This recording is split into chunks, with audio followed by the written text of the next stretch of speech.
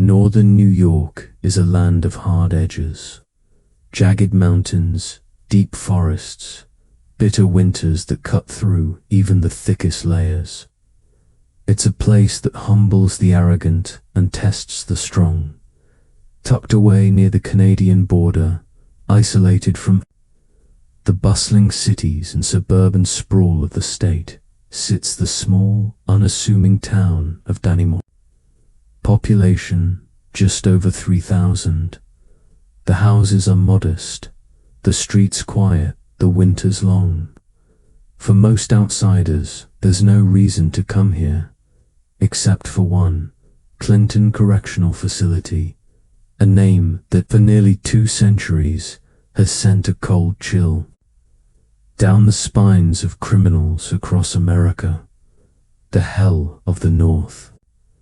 Little Siberia, the fortress no one escapes, standing like a medieval citadel against the snow-capped mountains. Clinton Correctional Facility isn't just a prison, it's a monument to America's belief that some men are too dangerous to ever walk free again. Its towering granite walls rise nearly 30 feet into the sky, weathered by over a century of brutal winters and relentless time. Rows of razor-sharp barbed wire coil atop the walls like metallic vipers, ready to shred any fool who dares approach. Guard towers loom from every corner, their windows dark, their rifle barrels watching, always watching. Inside, nearly 3,000 inmates are locked away. Killers, rapists, gang leaders, men who have taken lives, destroyed families, and left scars on society that can never fully heal. The worst of the worst. Among the corrections officers and locals, there's a quiet pride in working here. If you can do time at Clinton, they say, you can do time anywhere. The facility's reputation for strict discipline and zero tolerance is legendary. No one escapes Clinton, they boast, but pride breeds complacency, and complacency, that breeds opportunity. The daily rhythm of Clinton Correctional is as predictable as the seasons. Guards rotate their shifts with military precision. Inmates march from their cells to the workshops, the cafeteria, the yard, always under the watchful eye of men and women in uniform. One of those workshops, a modest sewing shop buried deep within the prison's secure corridors, hums with quiet activity. Here, inmates stitch uniforms, repair linens, and pass the endless hours under the supervision of civilian staff. And among that staff is Joyce Mitchell, known to most as Tilly. Joyce is a 51-year-old prison seamstress with a round face, short, blonde hair, and the weariness of a woman whose life hasn't turned out quite the way she hoped.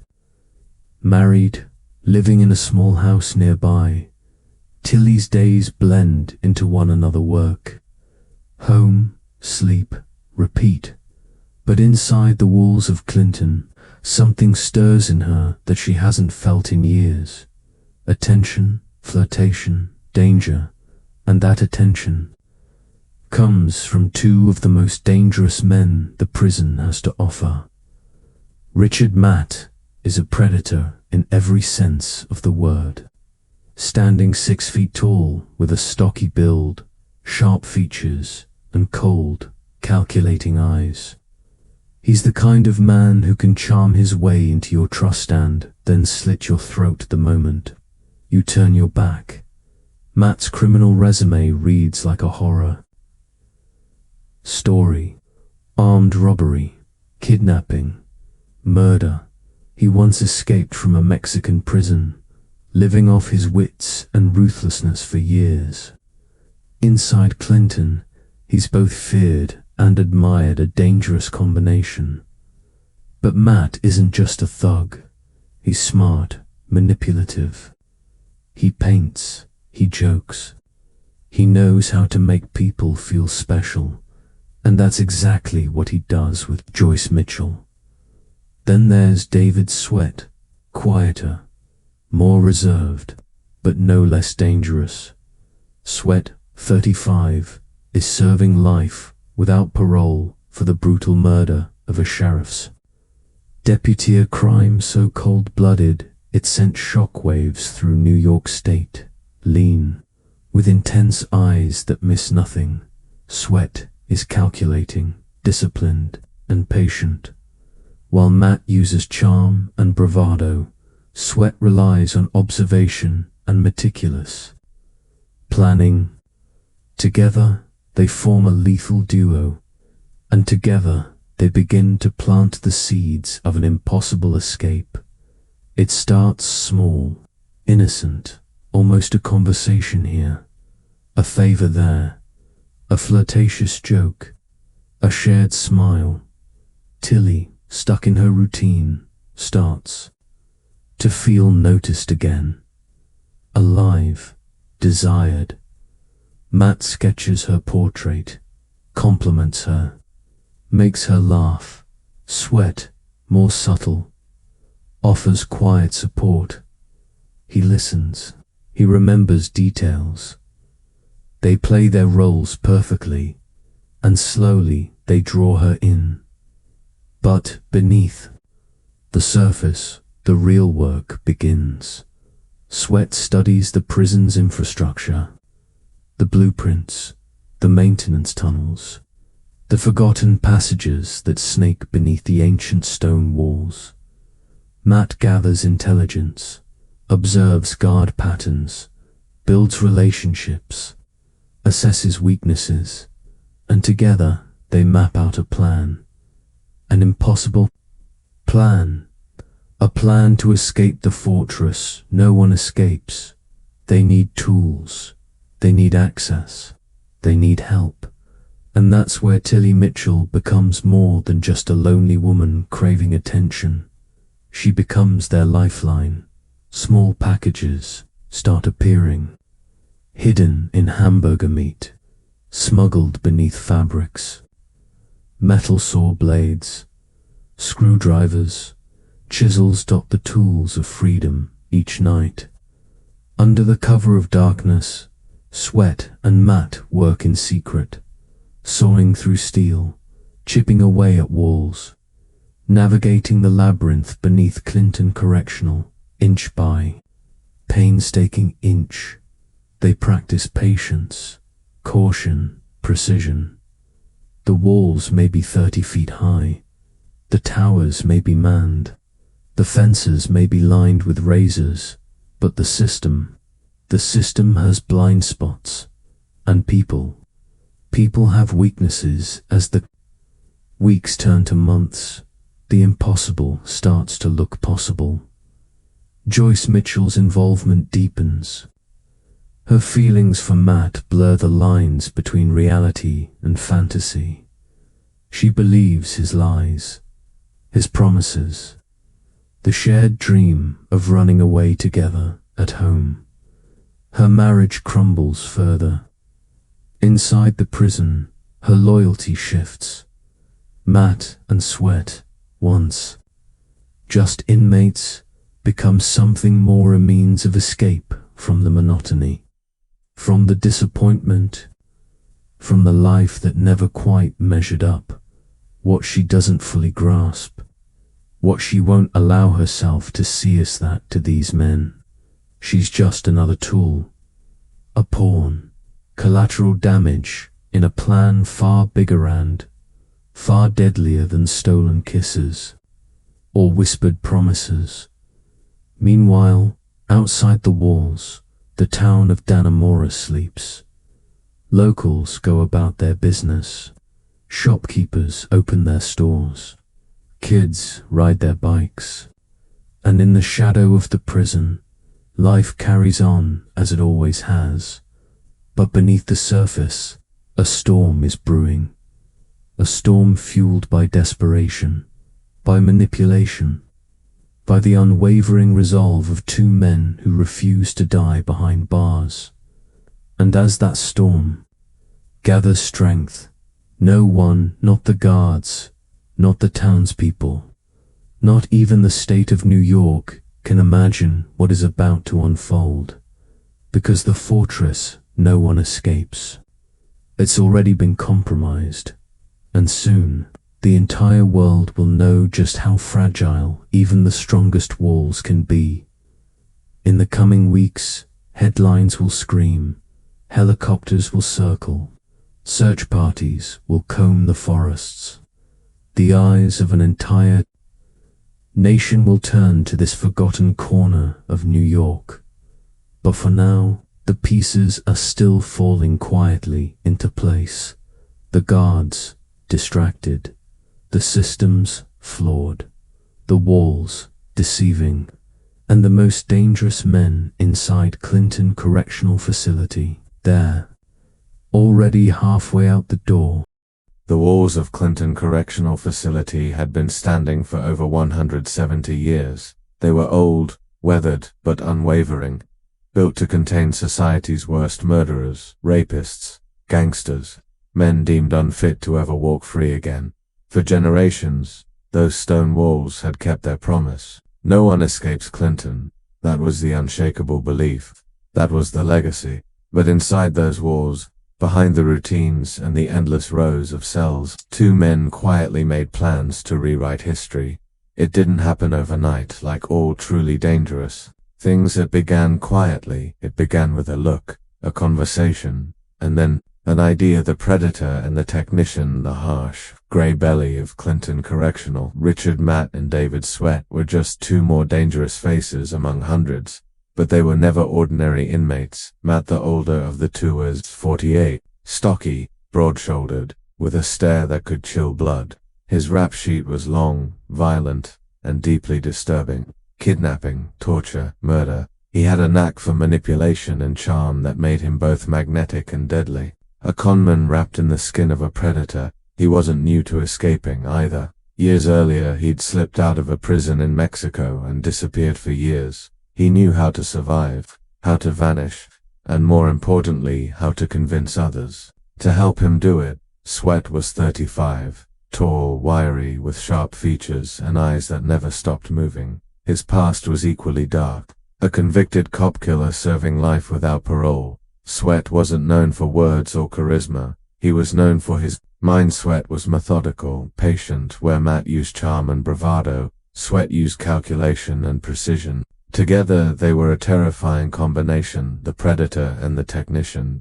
And together, they began to see the flaws in the fortress, the weakness within them. The strongest fortress is only as strong as the people running it. At Clinton Correctional, that weakness came in the form of a woman named Joyce Mitchell, 51 years old, a civilian employee in the prison's sewing shop. To most, she was simply Tilly, a middle-aged woman with short blonde hair, a tired smile, and a life that had grown small and predictable. Her marriage to Lyle Mitchell, a fellow prison employee, was steady but stagnant. Her days blended into one another: home, work, sleep, repeat. But behind those walls, amid the monotony, Tilly felt something she hadn't felt in years. Wanted, desired, alive. And Richard Matt saw it. From the moment they crossed paths in the sewing shop, Matt turned on the charm. Compliments, flirtatious banter, sketching her portrait, making her laugh. For a lonely, dissatisfied woman trapped in routine, it was intoxicating. David Sweat watched quietly, reinforcing Matt's game with subtle attentiveness. He remembered details about her life, asked questions, offered small gestures of kindness. It was manipulation perfected, and it worked. Before long, Tilly wasn't just flattered, she was invested. What began as harmless flirtation morphed into late-night fantasies, a dangerous daydream where she wasn't Joyce Mitchell, prison seamstress, but a daring accomplice to something bold, something thrilling, something forbidden. The impossible dream. The first time Matt and Sweat spoke of escape, it didn't sound real. It sounded like a fantasy, a joke. But fantasy has power, and inside Clinton, fantasy was often all that kept men breathing. Yet, As days turned to weeks, the idea hardened into something more. Something planned, something possible. Nat knew the walls. He studied guard rotations, weak spots, security patterns. He mapped the routines, identified vulnerabilities. His charm distracted, his eyes observed. Sweat brought precision. He obsessed over the prison's blueprints, tracing the forgotten tunnels and maintenance shafts buried beneath the facility. He noted dimensions, measured angles, memorized the sprawling, hidden infrastructure most guards had long forgotten. Together, they built a blueprint for the impossible. But blueprints weren't enough. They needed tools, they needed access, and that meant they needed Joyce Mitchell. Building a conspiracy, the manipulation deepened. Matt whispered promises of running away together, of starting a new life, free from the cold walls and colder marriage. Sweat reinforced the narrative, a quiet, steady presence, fueling Tilly's desire for escape, for danger, for change. Soon, the requests began, small at first. A tool here, a blade there, smuggled in hidden compartments, concealed in hamburger, meat meant for the prison kitchen. Sewing supplies packed with contraband. Mitchell, emboldened by affection and blinded by fantasy, complied. Every small item she provided, every screwdriver, every chisel was a brick removed from Clinton's unbreakable walls. Matt and Sweat worked in secret. Night after night, they sawed through steel grates in their cells, chipped away at concrete walls, crawled through dark, narrow tunnels coated in filth and decades of forgotten neglect. It was slow, painstaking, but each inch gained was a victory, and no one suspected a thing. The system fails. Clinton Correctional was designed to contain monsters, but it wasn't designed to stop patience. That it wasn't designed to stop charm, and it certainly wasn't designed to stop two desperate men with nothing left to lose. The arrogance of "no one escapes Clinton" echoed through the facility like gospel. But arrogance breeds complacency, and complacency, that breeds cracks. The guards grew comfortable, the routines predictable, the infrastructure old, corroded, forgotten. And beneath their feet, Matt and Sweat burrowed toward freedom, inch by calculated inch. Tunnels of hope and desperation. The hidden world beneath Clinton was a maze of forgotten tunnels, steam pipes, and maintenance shafts, a relic of 19th century construction, forgotten by most, unknown to many. But not to David Sweat. He memorized every twist and turn. He measured every crawl space.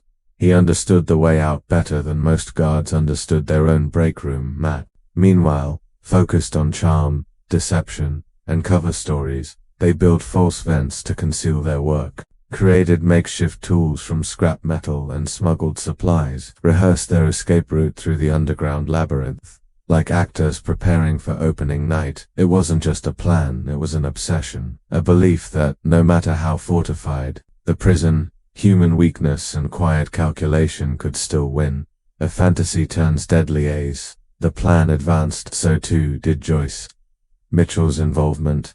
What began as daydreams turned into commitments. Matt convinced her to prepare for the final step, meeting them outside the walls after the escape, driving them to freedom, starting a new life together. It was reckless, it was insane, and it was happening. But as the reality set in, cracks began to form, not just in concrete, but in resolve. Mitchell wavered. The thrill gave way to fear. The fantasy darkened into consequences. Yet by then, it was too late to stop.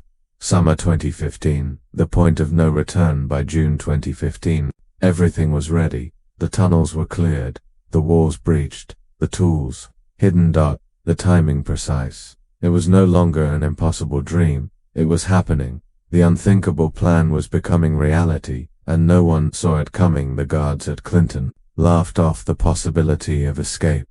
The town of Dannemora slept, oblivious to the storm brewing beneath them. The state of New York had no idea. Two of its most dangerous criminals were on the brink of humiliating their entire justice system, and Joyce Mitchell, she stood at the crossroads between fantasy and catastrophe. History repeats in the annals of prison escapes. Few have succeeded, but when they do, they become legend. Alcatraz, 1962, Shawshank Redemption. Fiction, but rooted in truth. Dannemora, 2015. About to become a headline that would stun the world. The calm before the storming, the final days before the escape. Clinton Correctional remained business as usual. The guards, the routines, the arrogance, but deep below, in the forgotten tunnels, two men in prison-issued jumpsuits crawled toward history that they weren't just escaping prison, they were about to escape the impossible, and when the world woke up to what they'd done, nothing would be the same. June 5, 2015. A humid Friday night settled over upstate New York. In the small, quiet town of Dannemora, the streets were empty. The sun had set hours ago, and the dense woods surrounding the area stood still under the blanket of darkness. Only the faint hum of distant highway traffic and the occasional bark of a neighborhood dog disturbed the stillness. For the 3,000 residents of Dannemora, this was just another typical summer evening. But behind the towering granite walls of Clinton Correctional Facility, the fortress that dominated the town, something extraordinary was unfolding, something unthinkable, something that would soon capture the attention of the entire nation. Prison built on Oro Jane's Clinton Correctional Facility was a relic. Built in the 1840s, its stone walls had weathered nearly 2 centuries of history. Generations of prison staff had worked under the belief that those walls were impenetrable, those gates unbreakable, and that the men inside, murderers, rapists, gangsters, were destined to rot away until death released them. No one escapes Clinton, they'd say. It wasn't just a slogan, it was gospel, and that belief, the arrogance of it, had become the facility's greatest weakness. 2 men, one impossible PLN inside the honor block, an area reserved for model inmates who had earned certain privileges. 2 of the most dangerous men housed at Clinton had been patiently, meticulously preparing for months. Richard Matt, age 48, a career criminal, convicted murderer, and escape artist with a history of charming his way out of the worst situations. Stocky, manipulative, and as cunning as they come. David Sweat, age 35, cold, calculating, and disciplined, serving life without parole for the execution-style murder of a sheriff's deputy. A quiet, observant man who kept to himself, but whose mind never stopped working. Together, they had formed an unlikely alliance, bonded by desperation and the shared belief that Clinton's walls weren't as solid as they seemed. With the help of Joyce Mitchell, a civilian employee who worked in the prison's sewing shop, their fantasy of escape had evolved into a full-fledged operation. The tools had been smuggled in, the tunnels beneath the prison mapped, the weak spots exploited, and tonight, it all came down to this. The final HOUR sat exactly 8 p.m. Final head counts began in the honor block. Guards strolled the rows of cells, their flashlights briefly illuminating the sleeping forms beneath prison-issued blankets, or so they thought. Matt and Sweat had crafted lifelike dummies, bundles of clothes, shaped and arranged beneath the covers. Paper MCH heads, painted and detailed with hair made from mop strands, peeked out from the pillows. It wasn't a new trick, it was borrowed straight from the infamous 1962 Alcatraz Escape. But it worked. To the guards, it was just another quiet, uneventful night. By 10 p.m., the prison had quieted. The hum of fluorescent lights buzzed overhead. The occasional cough or snore echoed from nearby cells. In the distance, a guard's boots clicked along the walkway. Inside cells 23 and 24, Richard, Matt, and David Sweat lay awake, adrenaline coursing through their veins, every muscle tense. This was it. The culmination of months of planning, manipulation, and painstaking labor. There was no turning back now. Slipping into the DHRK and SCS, the guards' footsteps faded. Matt and Sweat moved into action. With practiced precision, they slipped from their bunks and approached the hidden escape routes they had carved into the back walls of their cells, behind a false heating vent, behind layers of carefully replaced concrete, lay a tunnel that snaked into the forgotten underworld of the prison. Sweat went first, leaner and more agile. He squeezed into the narrow, claustrophobic space, inching his way into the darkness. Matt followed, his broader frame making the tight confines even more suffocating. Sweat had joked for weeks that Matt needed to lay off the desserts if they were both going to make it through the tunnels, but tonight, there was no joking, only silent determination. The escape route led into the bowels of the prison, a labyrinth of maintenance shafts, steam pipes, and forgotten passageways. Most guards had no idea these tunnels even existed. The ones who did assumed they were inaccessible, sealed off, useless. They were wrong. Navigating the labyrinth, the tunnels were hot, damp, and coated in decades of grime. Steam hissed from aging pipes. Rust flaked from corroded metal surfaces. Every inch of space felt like it could collapse at any moment. But Sweat had memorized it all. The blueprints he'd studied in the prison's industrial shop. The routes he'd mentally rehearsed night after night. The precise path to freedom. They crawled for what felt like hours. Through narrow, maintenance shafts barely wide enough to breathe. Over scorching hot steam lines that threatened to sear flesh. Under low-hanging pipes. Their bodies pressed flat against the filth-covered floor, their stolen tool saw blades, screwdrivers, flashlights clanked softly in their pockets. The entire time, silence was key. Any noise could alert the guards above, but the system was failing. The arrogance of impenetrability had blinded the prison to its vulnerabilities, and Matt and Sweat were exploiting every one of them. The final BAR, after crawling for hours through the underworld of Clinton, they reached the final obstacle, a steel grate blocking access to a sewer line that led beyond the prison walls. This was the last challenge. Sweat produced a stolen saw blade and began cutting.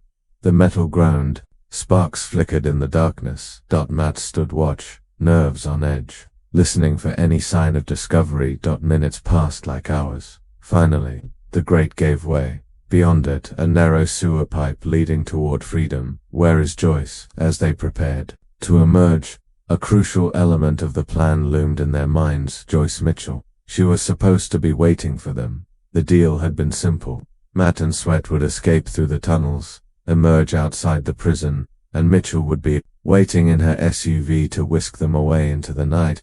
They'd head for the Canadian border, start new lives. Escape not just prison but the disappointment, loneliness, and failure that had defined their existence. But something was wrong. They reached the manhole where they were supposed to surface. They lifted the heavy cover.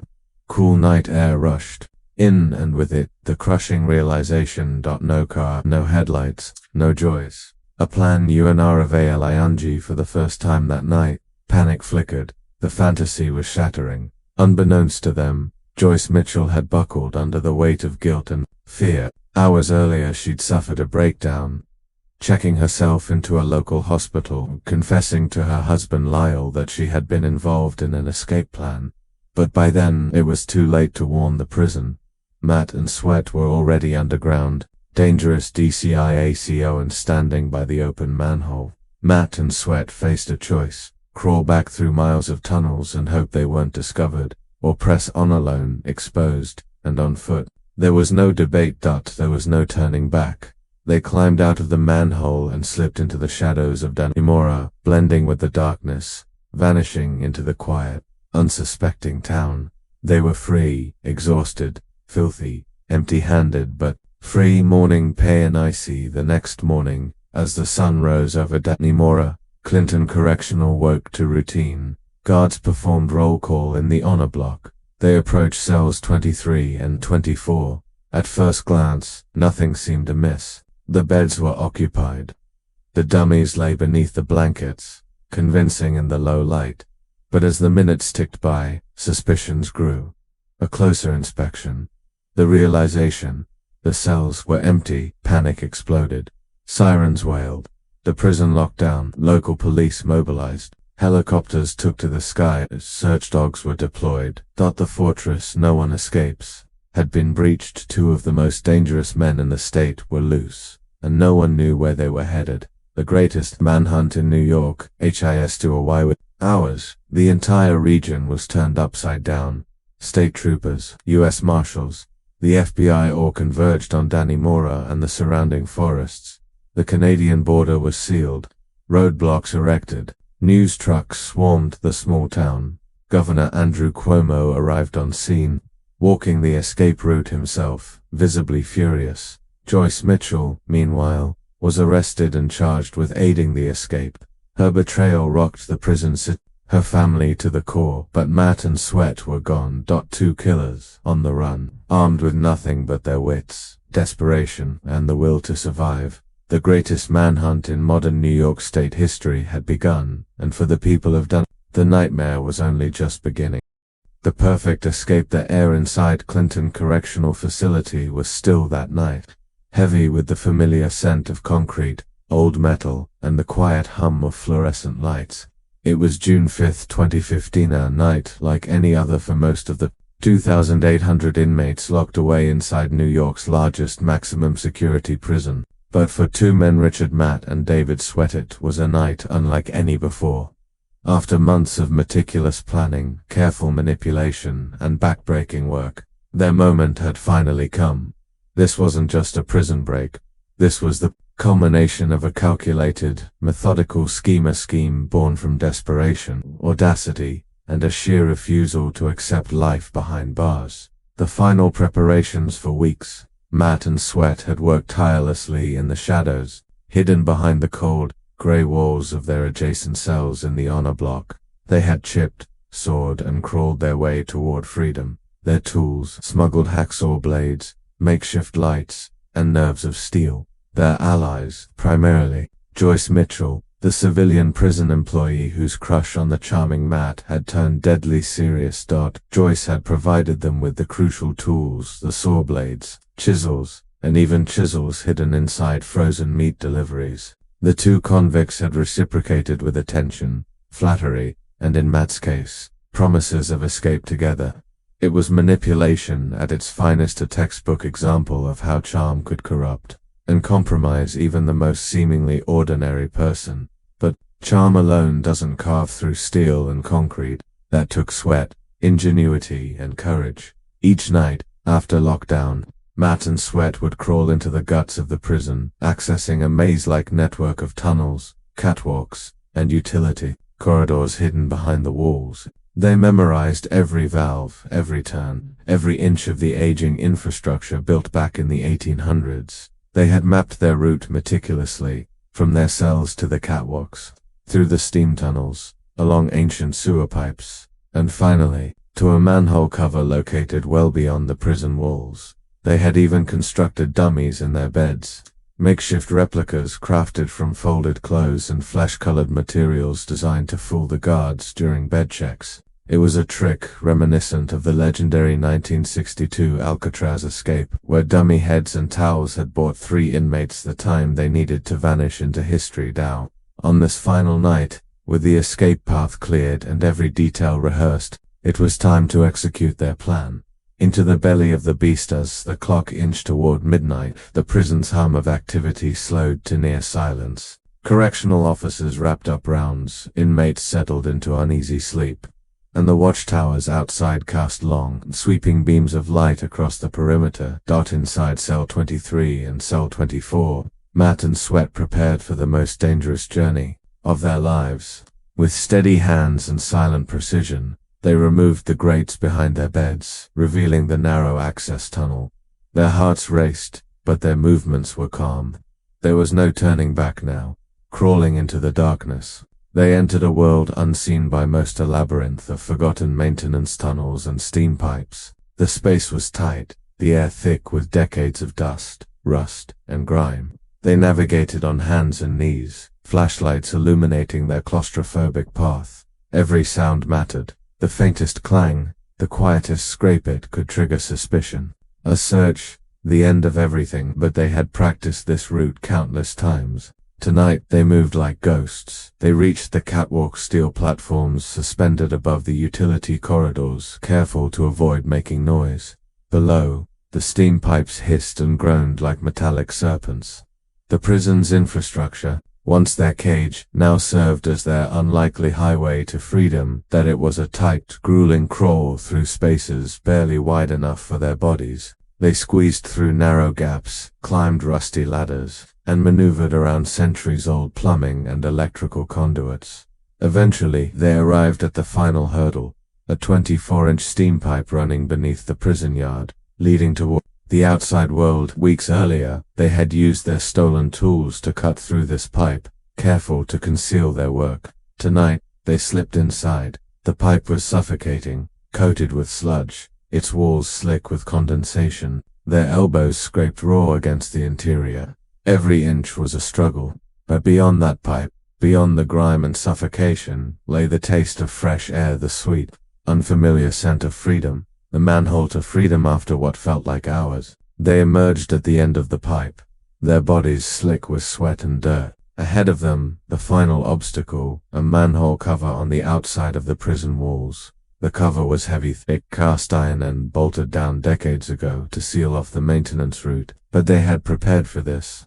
Earlier, they had loosened the bolts and weakened the cover, careful to avoid detection. Now, with adrenaline coursing through their veins, they shoved it aside. The night air hit them like a slap to the face, cool, crisp, and utterly exhilarating. They were outside, beyond the massive stone walls, beyond the guard towers and floodlights. Matt and Sweat now stood in the quiet streets of Dannemora, New York, a sleepy village, utterly unaware that two convicted murderers were about to vanish into the night. Discovery and chaos inside Clinton Correctional Facility. The hours crept by unnoticed. Guards performed their routine bed checks, shining flashlights through the bars.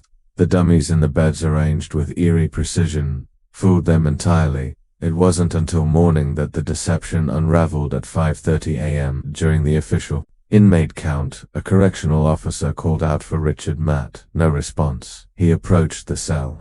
The bed looked occupied until he pulled back the covers and realized what he was looking at. Clothing stuffed beneath the blanket. A crude decoy panic set in. He moved to David Sweat's cell. The same dot. Within seconds, alarms blared through the prison. Sirens screamed, steel doors slammed shut, and the entire facility erupted into controlled chaos. The realization hit like a sledgehammer. Two of the prison's most dangerous inmates were gone, and they hadn't just escaped. They had orchestrated the most sophisticated, daring, and embarrassing prison break New York had seen in decades. Echoes of Alcatraz, the similarities to the infamous 1962 Alcatraz Escape, weren't lost on anyone. Just like Frank Morris and the Anglin brothers, Matt and Sweat had used decoys, handcrafted tools, and the prison's own infrastructure to disappear. But this wasn't the rocky, isolated island of Alcatraz.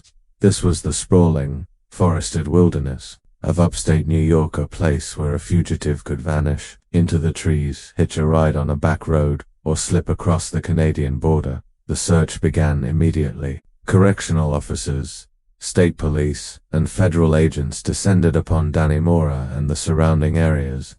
Helicopters circled overhead. Roadblocks sprouted along highways. Bloodhounds sniffed the escape route, their noses pressed to the dirt and asphalt. But Matt and Sweat had a head start, maybe more, and the advantage of careful planning. Their route through the steam pipes and tunnels had been undetected for months. All that remained behind were scattered tools, cut pipes, loosened bolts, and the gaping manhole cover, the physical evidence of their escape and the start of a manhunt that would grip the nation. Into the wilderness. Matt and Sweat didn't waste time. They slipped into the dense Adirondack forest, a vast, unforgiving expanse of trees, lakes, and rugged terrain stretching for miles. It was the perfect hiding ground for experienced fugitives, especially ones with nothing to lose. Armed with stolen clothes and supplies, they moved quickly, careful to avoid towns, roads, and anyone who might recognize them. Their plan, according to later reports, was to head toward Canada. If they could reach the border, freedom was just a short crossing away. But the wilderness was both ally and adversary. The dense woods offered concealment, but they also demanded survival skills. Sweat, possessed as a former logger and outdoorsman, Matt, older and less physically capable, relied on his partner's experience. Together, they disappeared into the Adirondacks, leaving behind the largest manhunt New York State had seen in modern times. The fallout back at Clinton Correctional Facility. Investigators combed through every inch of the prison. The embarrassment was palpable. Questions mounted. How did two convicted murderers outsmart one of the most secure prisons in the country? How did they get tools? Who helped them? The answers came swiftly.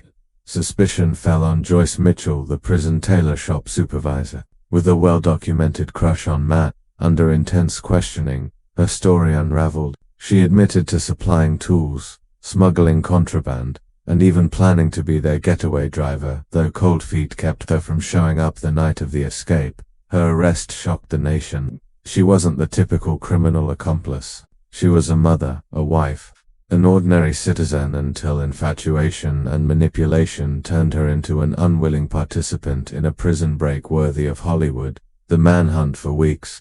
The manhunt dominated headlines. Over 1,500 law enforcement officers scoured the countryside. Tactical teams swept through forests. Canines tracked scents. Helicopters and drones scanned from above. Communities across upstate New York were on edge. Schools closed, residents armed themselves. Every creak in the night, every shadow in the woods sparked fear. The search stretched into towns, hunting cabins, abandoned buildings, and miles of rugged wilderness. Authorities followed tips, investigated sightings, and pursued false leads. But Matt and Sweat had The nationwide manhunt the morning of June 6, 2015, dawned with a sense of dread in upstate New York. For most of the country, it was a typical Saturday. Summer creeping in, families making plans, kids playing in yards. But for the tiny town of Dannemora, and soon the entire nation, it marked the beginning of one of the most intense, costly, nerve-wracking manhunts in modern American history. Two convicted murderers, Richard Matt and David Sweat, had escaped from Clinton Correctional Facility, one of the most secure prisons in the state. And they were on the loose. The media were quick to draw the comparison. It's New York's Alcatraz Escape, headlines screamed. But this wasn't a remote island fortress in the middle of San Francisco Bay. This was upstate New York, thick with forests, scattered with small towns, crisscrossed by lonely highways, and, crucially, bordering Canada. The escape wasn't just brazen, it was perfectly timed, meticulously executed, and, in its aftermath, devastatingly effective at exposing every flaw in the state's correctional system. But the real story, the manhunt, was just beginning. The immediate response by the time the prison guards discovered the escape early that morning, Matt and Sweat had a head start of at least 6 to 7 hours, maybe more. That time advantage was critical, and it became the biggest thorn in the side of law enforcement. The moment the alarm was raised, Clinton Correctional Facility went into complete lockdown. Every inmate accounted for, every corner searched, but the two dangerous fugitives were gone. All that remained were the cleverly staged beds, stuffed with clothing to resemble sleeping bodies, and the gaping hole in the back wall of their cells that led into the prison's labyrinth of underground tunnels. Word spread like wildfire. Within hours, police units from across the region, New York State troopers, and federal agencies were mobilized. The FBI, U.S. Marshals, and the Department of Homeland Security joined forces with local law enforcement. Helicopters buzzed overhead, roadblocks sprouted on every highway and country road within a 50-mile radius. The command center for the manhunt was set up just outside the prison walls. Satellite trucks from every major news outlet crowded the parking lots. Reporters jostled for sites. The story wasn't just a local crisis, it was national. Even international. Convicted killers had outwitted the system and vanished into thin air. The terrain, an escapee's paradise. To truly understand how two dangerous criminals could stay hidden for so long, you have to understand the geography of Clinton County and the surrounding Adirondack region. It's a vast, rugged, heavily forested expanse, a patchwork of dense woods, swamps, remote lakes, and forgotten logging roads that stretch for hundreds of miles. The Adirondack Mountains themselves cover over 6 million acres, a landmass larger than Yellowstone, Everglades, Glacier, and Grand Canyon national parks combined.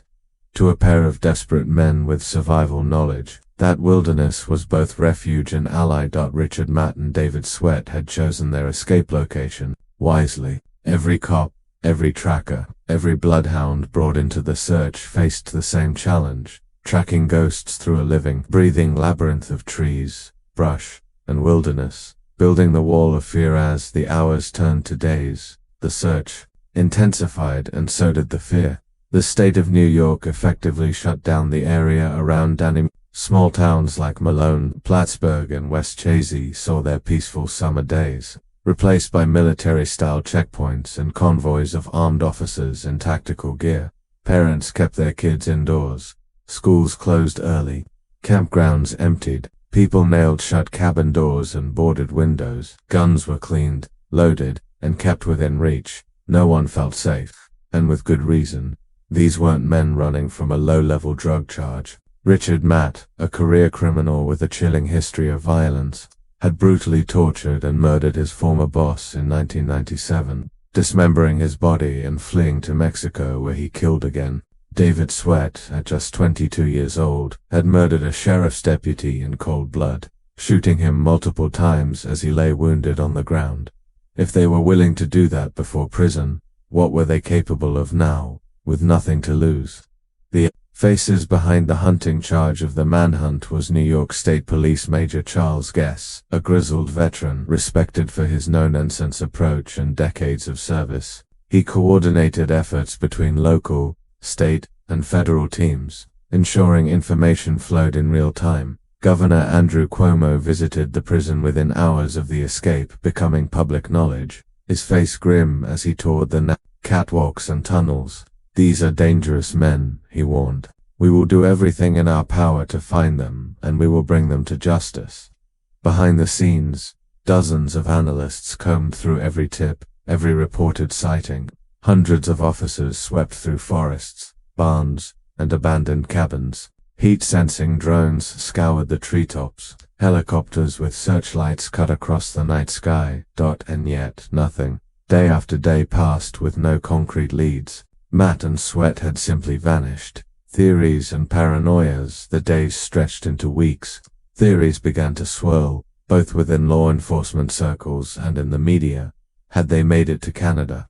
After all, the border was less than 30 miles north. If they had a car waiting, a change of clothes, and enough cash, they could have slipped across unnoticed. Were they hiding in plain sight, blending in with the thousands of seasonal workers, campers, or tourists that flooded the Adirondacks each summer? Or more chilling, were they lying low nearby, planning to steal, kill, or take hostages as they worked their way toward long-term freedom? For residents of upstate New York, every cracked twig, every movement in the shadows, every unfamiliar noise sparked panic. Farmers reported seeing figures darting through fields. Hunters found traces of campfires in the woods. Sightings poured in from as far away as Pennsylvania and Vermont. The problem, none of them were confirmed. The woman in the middle while law enforcement scoured the forests. The investigation into how the escape happened revealed an uncomfortable truth. They didn't pull this off alone. Enter Joyce Mitchell, the 51-year-old civilian seamstress at Clinton Correctional's tailor shop, described by some as a quiet, helpful employee, by others as vulnerable, impressionable, and dangerously infatuated. Mitchell, married and known as Tilly to friends, had developed an inappropriate relationship with both Matt and Sweat, particularly Matt. Charming, manipulative, and flirtatious, Matt had seduced Mitchell with a toxic cocktail of attention, false promises, and romantic fantasy. As the truth unraveled, it became clear.